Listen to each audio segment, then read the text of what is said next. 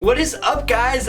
It's me, Devin, and today I am going to be talking about college. Last year around this time, I watched about 100 million YouTube videos about college, the application process, how to get into this school, how to get into that school, what not to do, what to do. I garnered a lot of information about the whole college application process, and I kind of wanted to put some of that back out there for you guys.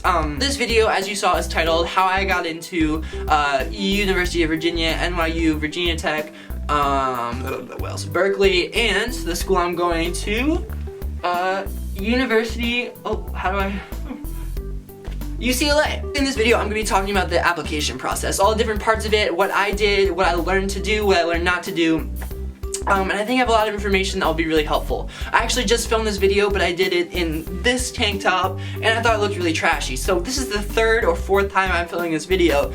So I've really gathered my thoughts. You're going to be in for a very, very streamlined set of data about this process. So sit down, buckle up, pull up commonapp.org, and let's go ahead. Is it Common?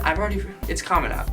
And let's get started. First up, I'll get this out of the way. It is your GPA, your SAT, your ACT scores, your subject test, your AP scores. You know, you have to talk about them. They are the numbers that don't necessarily define you, but that every college looks at to kind of set a guideline, like a very standard set of where they think you're going to be in terms of the application for a certain school. As far as the GPA goes, you've been working on this your entire high school career. I won't give away my GPA, but I did take 10 AP classes during my time at high school, so I definitely pushed myself. And I think what you have to do, if you're not applying this year, if maybe applying in the future, is you have to select classes that you're interested in, but that you're also challenged in. Keep working hard.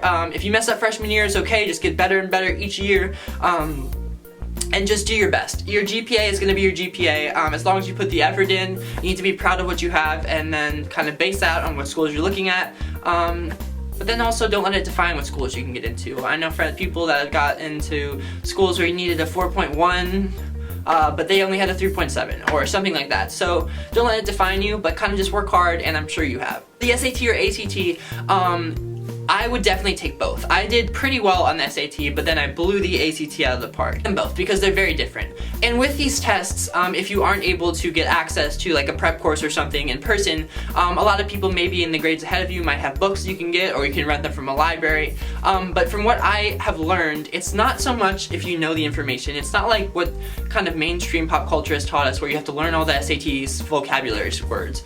A lot of times you can deduce that. It's how you take the test. So it's how you learn how to kind of keep up with the timing of the test, how you pace yourself, how you process the information, and in what way you process the information. And that's what's kind of invaluable about a book if you have access to it, or if you have access to something else. And if you want me to make a full video on that, I could. Because as I said, I did do pretty well on the ACT and the SAT, so I could help you guys out if you wanted that, but what I can kind of tell you is that you need to learn how to think, and you need to stay calm, keep working hard, and I think you'll be fine on the standardized testing. AP scores and SAT subject test scores, you don't even have to send them for most schools, so don't worry about those, but if you want to take them, and send them along as supplement. Next up, and what I think is the most important, is the extracurricular activities. These kind of make you, on the application, stand out for who you are as a person, what your passions are, what you're talented at, what you care about. And for instance, if someone has a perfect SAT score and they don't do anything outside of school, but someone started a non-profit and they work with charities all the time and they have like a 2200 SAT score, which is obviously still very, very good. But that person would probably get in over the perfect SAT score for a lot of schools, because it shows that this person has the intellectual vitality, they have the drive, they have the passion and the desire to learn and do good in the world, and so the colleges kind of see them as a more well-rounded, driven, and inspired person. Yeah, just get out in your community, take advantage of what you have access to. I had access to honor societies, I was in varsity sports, I did Model UN, I did YouTube, I did sports outside of school, I did community service stuff, and I could go in more detail again in a different video of extracurricular activities and what you can do, what you should, what you shouldn't do. And you just want to make your extracurriculars show who you are as a person. So, for instance, if I was talking about my YouTube on my extracurriculars, which I did, I'd be like, I need to share what I care about with the world, and kind of this global connection, this interconnectedness between the people behind the camera and in front of the camera, as well as I was kind of learning to record, to edit, to publish, to present myself to the camera, and also have content that I am proud of and that people are interested in. So kind of you need to shape that into what you've gotten out of it. And that kind of leads me into the essay. It's your opportunity to show the college like who you are as a person and kind of how you view the world and who you are. So there are so many different essay prompts, but what I can tell you is what you need to get out of the essay is you need to show them who you are as a person, what the activity or the whatever you're talking about in the essay kind of allowed you to see inside yourself, or what it allowed you to grow, or how it allowed you to grow, how it allowed you to become a better person, and then in the end, how it allowed you to affect those around you, how it allowed you to impact the community and make yourself and those around you better. So I know that might seem like a lot, but if you're really passionate about something, you have to be able to kind of shape that and show the colleges how it's made you and those around you better. So for instance, I'll just keep using YouTube as an example.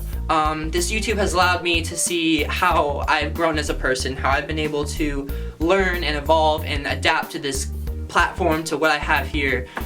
It's allowed me to see in myself kind of what I want to do, what I'm passionate about, and then it's allowed me to touch people around the world. It's allowed me to have people from Barbados contact me wanting to do collab videos. I've been able to talk with someone in Spain and do a video with them, and it's kind of this interconnectedness that's allowed me to kind of reach those around me and also kind of learn about myself. Obviously that's not the entire essay. You want to use examples, you want to use how you learned and evolved, and maybe specific examples of how you kind of took different aspects of learning into this, incorporate the science and the computer science aspect into YouTube, how you can create the creativity and the English and the script writing into YouTube, how you can incorporate your knowledge of marketing, of history into how you present yourself into the community, how you can incorporate all these different aspects of liberal arts into this one thing that you're passionate about, and how that impacts the rest of you and those around you. That might have seemed really difficult, but basically what I would say for the essay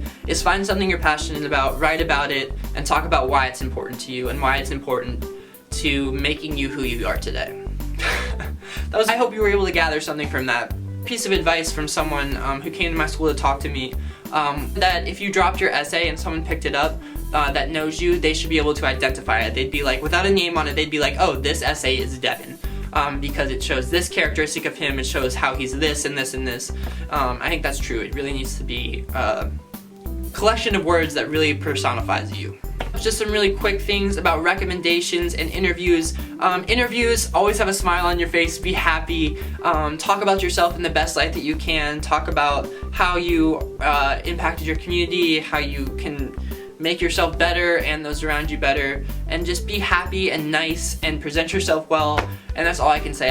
For the recommendations, if you worked hard in high school, I'm sure there's a teacher that's willing to do this for you and will do a very good job at it. I wouldn't stress about it. Talk to them, make sure you tell them like what they need to know, you work with them, don't give it to them the day before, and I'm sure that if you have worked hard in high school, there will be some professor or teacher that is willing to help you out with that. I think that is everything that is on the application that you guys need to know. We have the essays, the scores, the numbers, we have the extracurricular activities, and then we have the other information that you get from outside sources that are sent to the universities.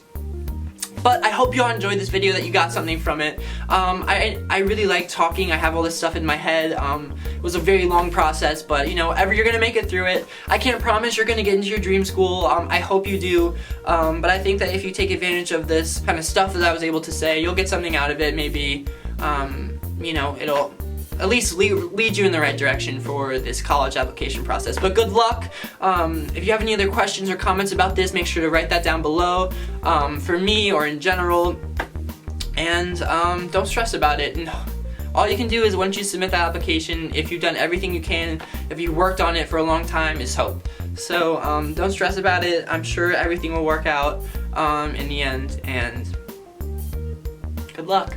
Enjoyed this video. If you did, make sure to give it a thumbs up and comment down below if you want to see some more of these college videos.